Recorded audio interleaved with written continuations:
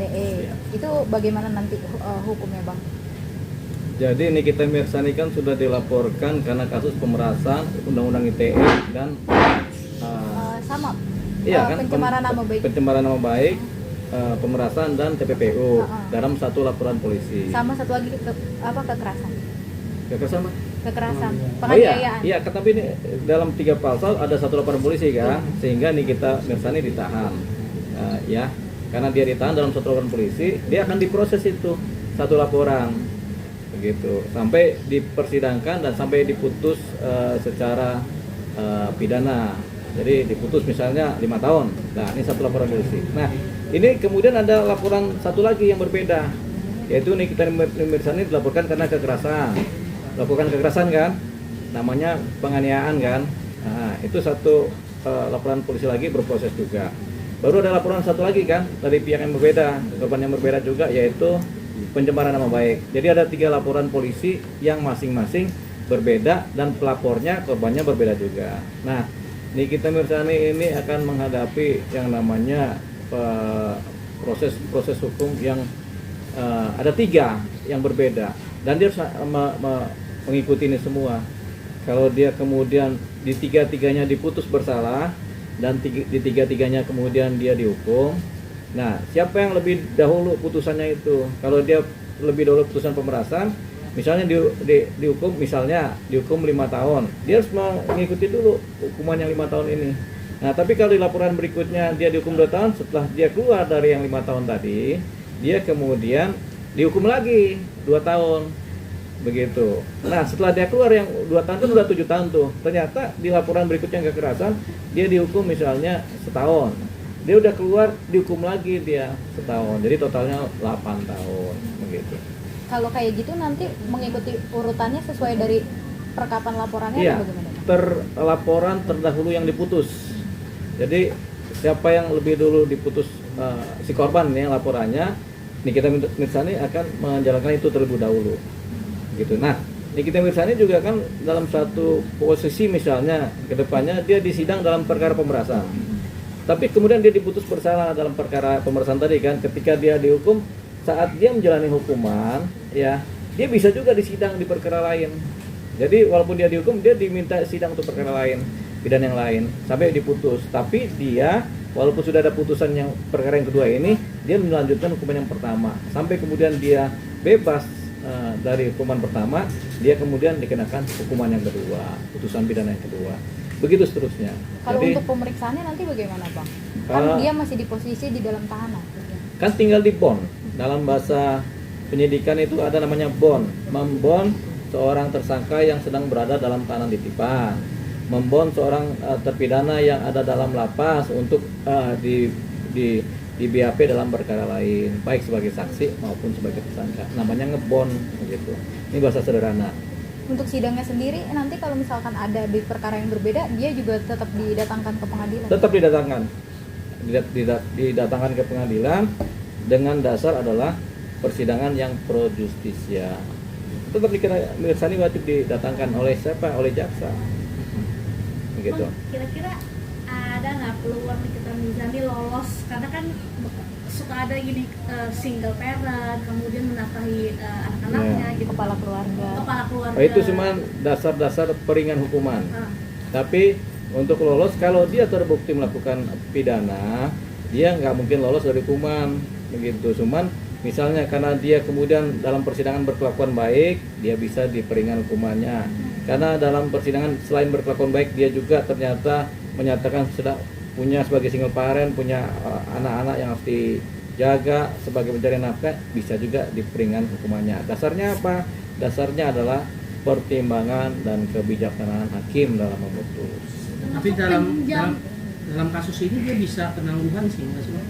Dengan berbagai alasan tersebut. Jawabannya Dia tidak bisa ditangguhkan karena untuk yang sekarang ditahan ada pasal pemerasannya.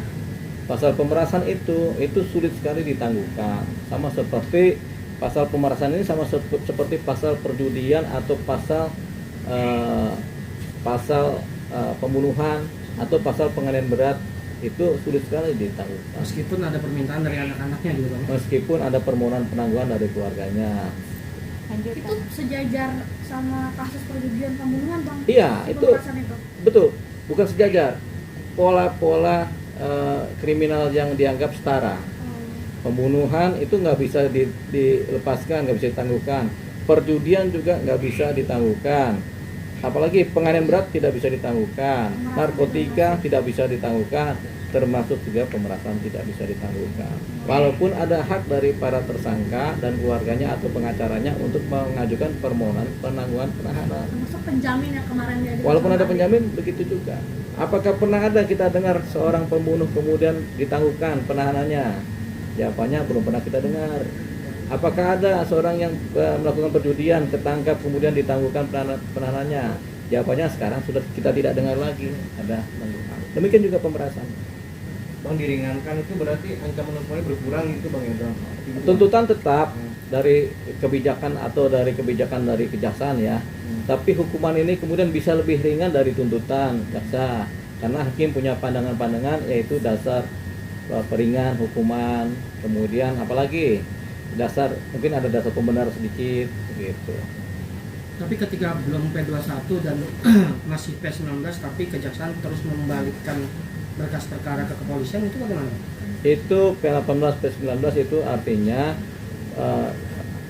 ini ya bundel-bundel perkara baik bukti-bukti saksi ada yang belum lengkap dan belum sempurna untuk disidangkan. Jadi setelah kemudian pihak penyidik menyerahkan berkas ke jaksa kemudian menganalisa nih apakah sudah lengkap apa belum. Kalau belum apa yang kurang, misalnya kurang saksi ini, kurang keterangan ini, bukti kurang ini, dikembalikan lagi ke kejaksaan lewat P18 dan P19. Setelah kemudian dipenuhi oleh pihak penyidik polisi, diserahkan lagi ke jaksa. Setelah dicek lagi, oh ternyata semua permintaan kurang tadi sudah dipenuhi, makanya dibikin P21. P21 itu apa? Bahwasannya berkas dari pihak penyidik dinyatakan sudah lengkap dan sudah bisa disidangkan. Itu P21 itu namanya kesempurnaan dalam pemberkasan tahap pertama. Tapi kalau sampai beberapa kali masih P19 itu apakah akan ada gugur hukuman atau seperti apa? Tidak, itu bisa berkali-kali. Jadi sampai berkas dinyatakan lengkap. Jadi pihak penyidik polisi harus memenuhi permintaan-permintaan jaksa terhadap kekurangan-kekurangan dalam aspek material maupun formil dari Dan pemberkasan. itu tidak akan membuat gugur status Tidak tersangka akan ini. membuat gugur status tersangka. Tapi kalau sudah lewat waktunya, masa penahanan habis, Nikita Mirzani, kemudian berkasnya belum lengkap, Nikita Mirzani bisa kemudian dilepaskan dari posisi penahanan kalau waktu masa penahanan sudah berakhir.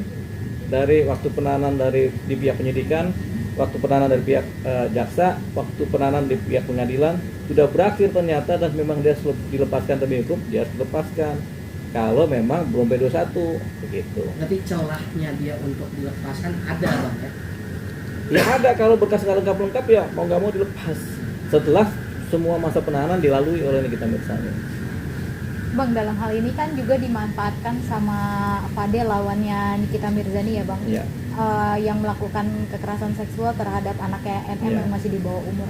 Karena dia menyebut soalnya penangguhan penahanannya sulit untuk dilakukan karena kekerasan seksual itu benar Bang?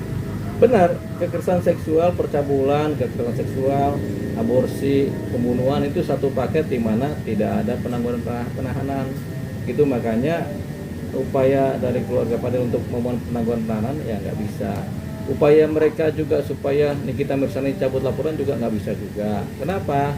Selain Nikita Mirzani belum tentu mau cabut laporan, perkara yang dikerjakan oleh Fadel ini bukanlah perkara delik aduan, delik pidana publik. Aborsi itu delik pidana publik, percabulan itu delik pidana publik, sehingga tidak bisa, walaupun laporan nggak bisa dicabut gitu. Kita udah minta lapor cabut laporan tetap nggak bisa, tetap ini harus diproses secara hukum.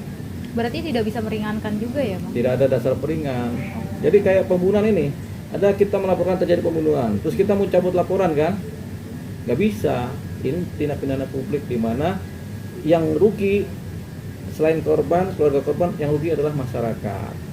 Rasa keadilan masyarakat mengalami kerugian. Tapi kan Bang, orang tuanya juga mencabut kan, orang tuanya sempat melaporkan Nikita Mirzani kasus penghinaan dan lain-lain. Ya.